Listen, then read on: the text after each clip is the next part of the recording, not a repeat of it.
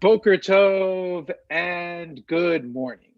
I'm Rabbi Steve Moskowitz of Congregation Lador Vador here on Long Island, and this is Monday Musings, a 15-minute spiritual kickstart to the week, in which I'm joined by friends from near and far to talk about sort of their passions and their interests and their expertise. This morning, I am joined, as you can see, by my good friend, Rabbi Steven Kaye, joining us from Denver, Colorado. So, Steve, first of all, thank you for waking up so early this morning. We appreciate it. We appreciate you being here. Good morning. The sun's just rising. You can see. Oh, that's so nice. Virtually a virtual sunrise. Thank you so much. So let me say a little bit about Steve Kaye, and then we're going to dive right into our topic for this morning. So Rabbi Steven Kaye has 20 years as a professional working in organizational building, team building, and executive coaching. He works, I know, with many, many synagogues and rabbis, helping them to make their organizations better. He's also the police chaplain with the Denver Police Department and works with many federal agencies. And in particular, what we're going to talk about today, he works with the American Red Cross with their National Disaster Spiritual Care Critical Response Team and Colorado Spiritual Care Response Team. We've been friends for many years, Steve, and I know you've responded to many tragedies and mass casualty events from Columbine to Hurricane Katrina. So I know that I wanted to talk about those because I'm not, first of all, like, how did you get into this? First of all, Steve, thanks very much for having me schmooze with you and all your followers on that. One of the things that has touched me over my rabbinate was when I was in rabbinical school. I also got a master's in clinical social work, so I was looking at the human side of things. And being a student of Mordechai Kaplan, really thinking about theology, the question people often ask is, how can God allow these incidents or events to happen? And I really talk about how do we create God's presence.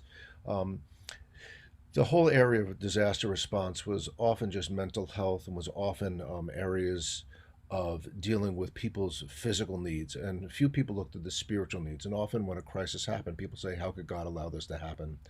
I got involved when I was in undergraduate school in Albany, New York. I was involved in a volunteer fire department as one of the early paramedic programs.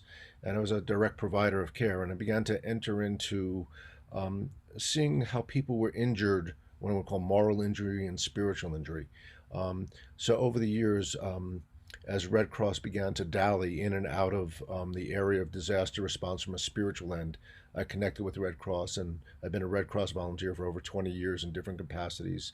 And one of the things about Red Cross is historically the Jewish community Red Cross have not been intimate. And I say that for, I think, sociological reasons, that the Jewish community has been involved in so many other organizations. And now with colleagues like Rabbi Shira Stern, Rabbi David Levy, who's in Philadelphia, we're bringing much more of a Jewish presence into Red Cross, just because I think we approach things differently than our evangelical colleagues. Can you, I mean, this is not something I've ever done. So what happens? I mean, how do you end up at these places and these Yeah. events? I'll speak from the Red Cross end for a little bit first. From a Red Cross end, when a disaster happens, we always say all disasters are local.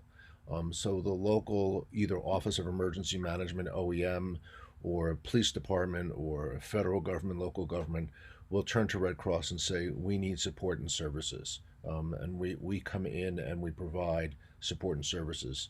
And we have a group of people who are trained. There's a lot of training that goes into this. And we deploy a team to whatever city or incident it is, and we provide care. Red Cross, this is not a plug for them, never will ask for money during a incident, a mass shooting or a casualty like that. We just don't fundraise that way. And there's no charge to the people who are impacted, and there's no charge to the community at all.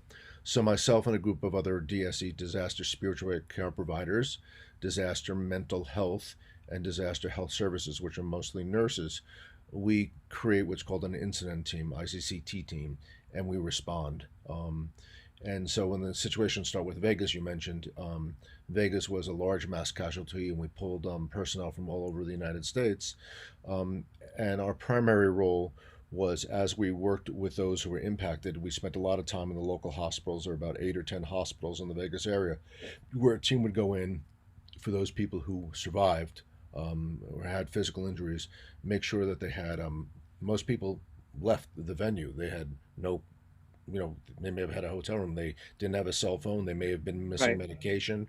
There was nothing at hand. So we would go in and make sure we could provide those things either through a cash card or through other things. But then the conversation starts with us from the spiritual care or the mental health end. How can we be present for you and make sense of what's gone on in this way? Because of my background with law enforcement, doing a lot of work with that, this event in Las Vegas happened to have a tremendous amount of law enforcement, not who were working, who come to this event every year because it's country music and their kind of music and Oh, all those things. So they were there as attendees, and cops by and large don't open up to other people. And once I was able to identify myself as being a law enforcement chaplain, I was able to bridge a gap and really get in with people and deal with their pain and suffering. From that point, sometimes it may be working with families in our family reception center of helping them either reunite. It may be bringing people in. Red Cross will bring family members in if you you need mean that. their family members who'd fly them in to be with their family Yeah, to if they're connect going them to be with. hospitalized for a period of time. And unfortunately, sometimes it's coordinating with the local funeral home of making sure if someone's died, that we get that person to their community for their final connection, and if they're connected with the house of worship in their community, to connect with their pastor or their priest, their imam, or their rabbi. So a lot of it is So, really direct services. so do you have to be familiar with? I mean, sort of everyone's traditions. I mean, you're not there. And I know you are a rabbi, but you're not serving as a rabbi in some No. ways to some people. Yeah, I think, Steve, if you remember in the days when there used to be telephones with long distance codes, you dialed one as an access, then an area code, and Right. then what was called the precinct or your catchment area. So I think about it as area codes. I think most people, I'll go back, large would dial one. That people believe in some sense of God. That's one. The 202 or the 516 or whatever area codes are being used in New York right now are your faith based. And so the question is, how do we help people access that? But the other issue that we have as all clergy is the largest growing denomination in American life are spiritual but not religious, SBNRs. So people who believe in some kind of power of faith. So our role is not to if somebody wants a priest or somebody wants a rabbi or somebody wants an Orthodox rabbi because I'm not Orthodox, we can find those resources. So ours is we are really the resource people, but how do we get in there and do spiritual triage? How do we make sure that in these moments of darkness and pain, we're present for those people? So that's an example of Las Vegas. Pittsburgh was targeted against the Jewish community. So we selected a team that was Jewish because Mm. Pittsburgh, normally we would never do that. Um, but unless we had a mosque or something else that was attacked, we want people to understand the difference between Orthodox Judaism and Young Israel and Reform Judaism and Conservative Judaism, Reform Right. Judaism and Chabad, and because there are nuances there in how you respond from simple things like, do you shake someone's hand or not? Can you give someone a hug? We want to give everyone a hug, but if you're on the more observant end, you don't hug people who are not your spouse or your child. So there's a lot of sensitivity. Or when you try to explain kashrut to people, because we use a lot of MREs or we use a lot of what we call food lines. How do you maintain that sensitivity? So that was one, and the other in Pittsburgh in particular, we were present there. I went to one of the synagogues and I worked with a confirmation class. And I spent a lot of time talking about theology, not where is God, but rather when is God, pulling upon Rabbi Harold Schulweis. Do you So, want to say a little? Can you say a little bit more about that? um, I mean, that discussion with the confirmation class. yeah, so the two rabbis in that congregation are both personal friends. They were teaching confirmation, and like everyone else in the community, how do you uh, address teens or anyone about these issues? And our colleagues are not trained in mass care. um, Not Catholic Mass, but small Mass. We're talking I about understand. in critical incidents. So I was able to sit with the teens, and we invited their parents, and we talked about what we call um, what are you feeling, what's going on, and then how do we contextualize within a Jewish way. And we talk about, I like to pull upon biblical texts or rabbinic texts and say throughout our history we've had destruction, we've had hard we have pain this, and we can contextualize it depending on where the kids are. And then we talk about what is good mental health, about sleep, habits, bad dreams, and when to get referral. Because one of the things we know after these is the indelible mark that's left and potential suicide or depression. So we want to Mhm. be really there. So I was really thankful to our rabbinic colleagues who invited me in. That's amazing. How do you take? I don't. I still don't. I admire you so much in terms of doing this because I kind of, you'll forgive me, run the opposite direction. Unless, God forbid, it was my community. I mean, I just sort of want to avoid those incidents. And I think that's how most people would be, but yet you want to go there. So what do you think drives that? And Yeah, it's not a matter of wanting to go there. I've watched disaster spiritual care occur with other faith-based groups and really been revolted by it. And there's no other word that at one time certain organizations, when you provided food, they made you pray before you ate. mm, Or if you were in shelters, there were things that were evangelical that were proselytizing that just offended me as an American because I think we should never have to pray to eat. And so that's one of the things that guides me. But it's really the closing you mean that line. there were organizations that were using this event to proselytize and to force their faith on others? Yes, there still are. And I'll pause there because we have something called National Organization of Voluntary Organizations in Disaster called NOVAD, and every state has that. And we have terms of agreement that if you're going to be a NOVAD partner, you agree not to proselytize. If you're even if you're not, no matter how you serve, you could be. We have a group out of Minneapolis who are Jews with chainsaws, and they go in after destruction and they help people rebuild. They've got to agree to it. We have people who are babysitters. Our Church of the Brethren are great with infant care when we're working with adults. You can't be talking to kids about Bible stories. We have people who provide social services. So if you're going to partner in a disaster, we now have a national standard. But sometimes independent groups come in these big mobile homes and they believe this is the moment to do proselytizing. So I'm offended by that, morally offended, as I we won't think talk politics. taking advantage of someone's pain and vulnerability to preach in a sense is not Right? That's what salvation is about from certain lenses of that. See the word, see the light, see the Lord. And it's offensive to us, but it's normative for certain parts of the community. So when I go in as a trainer with Red Cross and other things, I tell people the first way to lose their ID and be forced out of response is to ever proselytize. If they're a nurse, or if they're a mental health worker, or if they're serving food in a shelter, we are really strict about that. So one of my guiding things is I don't think you can ever take people advantage of people who are vulnerable in a disaster because you're very vulnerable. Your compass is spinning and you don't know where is right. right. But you asked a question about me. So what guides me? I'm guided by prayer. Prayer is an important part of my life in different ways as a reformer, as a liberal Jew. And the closing paragraph, the first paragraph in the Amidah, the last line, Magen Abraham ve'ezrat Sarah, the shield of Abraham and the support of Sarah, the Ezra. I don't know the helper, but I don't like the word helper because it's Mm. gender, but it's this Ezra is something stronger than that. It's like Gevura, it's like an inner strength.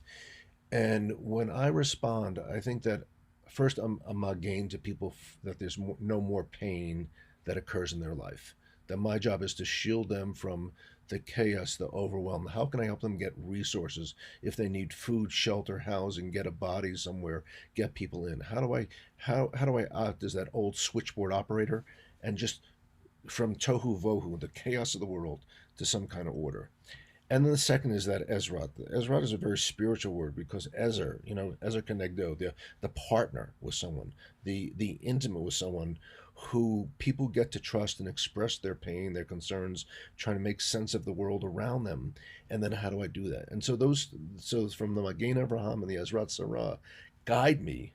And I never say that publicly in those words, but that's what's in my head that guides me for my own self care, one of the things that we insist upon in Red Cross before anyone's deployed in any position and after they deploy, they do a mental health check in and a check out. And someone follows you afterwards, particularly after disasters.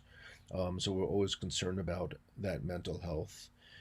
And the last piece for me, which is really important, is I believe in a company called Harley Davidson, and I have Big Blue. I have a 2008 Ultra Classic. I know your Temple president and the Temple president's wife are both Harley riders. So welcome. Glad you're watching Husband. today, or whatever. So for me is as I said to you, you never see a motorcycle outside a therapist's office unless it belongs to therapist.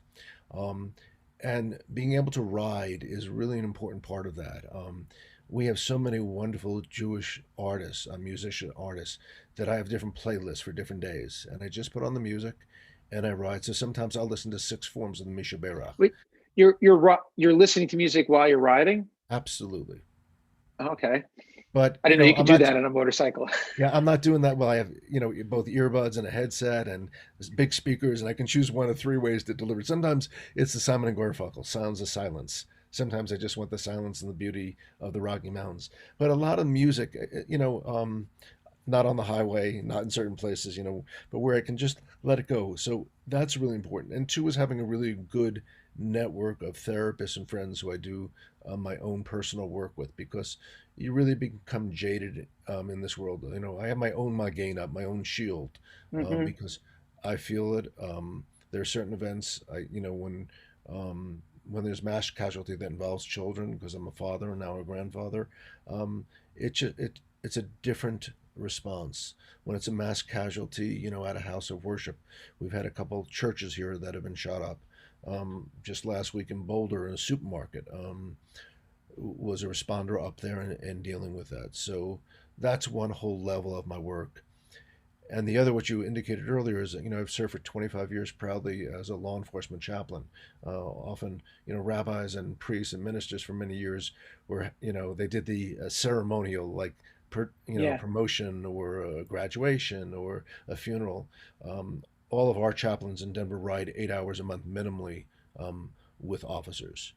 So I ride with our officers, and I create the most intimate relationships with people who have no idea what a Jew is, have no idea what a rabbi is, misconceptions, and we talk from politics to faith to struggling with teenagers, and create these relationships with officers. And I often hear from people say, you're my favorite rabbi. I go, of course I'm your only rabbi. Of course I'm your favorite rabbi. But it's to the other chaplains, they refer to them as chaplain this or chaplain that, even the priest. But I'm always rabbi. It's a term of endearment and respect. So working with law enforcement community over 25 years, I've seen the good, I've seen the bad, I've seen the ugly, I've seen men and women who start with best intentions. I see people who understand racism. I see black officers, Latino officers, minority officers, and I'm trying to make sense of what's going on in the world right now, because I think law enforcement community is deeply pained by what's going on, and trying to think about how do you serve and protect, and also go home safely at the end of the day, and how do you be aware of people of different cultures and sensitivities. I was thinking as you're talking, I have to introduce you to my father, who was like, who's worked with the Red Cross, who deployed with FEMA and loves to partner with the police department. But also, I know he having been to a number of these and served in a number of these disasters. I mean, the emotional toll that it takes. I mean, each time you go. You were telling me, and I wanted to maybe conclude. I mean, like when you actually deploy and you go, I mean, you follow very carefully a ritual that you were telling me in terms of working out in the morning and making sure you care for yourself and so forth. Can you say a little bit Yeah, more about yeah. that? When people go to conventions, a great thing at convention is to stay up late at night, be with friends, have a couple drinks, doing that, and it's great when you're with friends. When you're on a deployment, you really have to think about what's your routine. And I, like you, I don't exercise as much. I'm not as buff as you are, but and I'll I have let two that bikes. just stay out there. I'm not going to I harm have a you. stationary bike. I have the other bikes, but I have a stationary bike and buy Harley. My exercise bike. But when I deploy, I'm really very aware of, one, the food that I eat. Because you can eat. There's so much junk food around. And that's important. Two is trying to get some sleep, even if it's only a couple hours. And three is really working out every morning before I deploy. In our deployments, we have almost every day a 7 o'clock standing meeting, which means if you're serious to it, you're in the gym at 5 o'clock in the morning, and you may not be in bed until 1 or 2. But I get up, I try and do some exercise, take care of my body, and during that, I try and as I said to you earlier, prayer. Not the traditional prayer of davening, but prayer and reflection is really an important part of how I make my way through it. I just before you start to end this up, shared with you a quote that someone shared with me and says, I remember a rabbi during a natural disaster. He was asked how he could explain such a tragic act of God. The rabbi answered that the disaster was not an act of nature. Was the disaster was an act of nature. The act of God occurred when people stepped up to help each other. And I really believe that as we sing on Friday night, Shalom Aleichem, Malachim, agents of God, that myself and people of other faith traditions are really Malachim. We get to do this sacred and holy work. And my plug is if, you don't have to be mental health or spiritual care. There's so many ways to connect with Red Cross and other organizations of our great nation is given to us, and there's so many wonderful voluntary organizations. Sometimes as the Jewish community, we stay very myopic. And I think it's important to be involved in other communities because you build those friendships, and that's what suburban life was built upon. So I'm really honored to have the morning with you. And that's great. I appreciate you offering us that wrap up. But the other thing I would just to add, and I think it's something important that people, this concluding note. I mean, these disasters and mass casualties, they cross denominational lines and faith lines. I mean, like they affect all Americans. So it's important also that you as a Jew are lending the Jewish voice to the American response. Yes. And I think that's so important. Right. So it does hold us together for these. So Steve, thank you so much for being with us this morning and sharing the work that you do. It is holy work, and we are blessed that you're doing this. Thank you. This is Monday Music.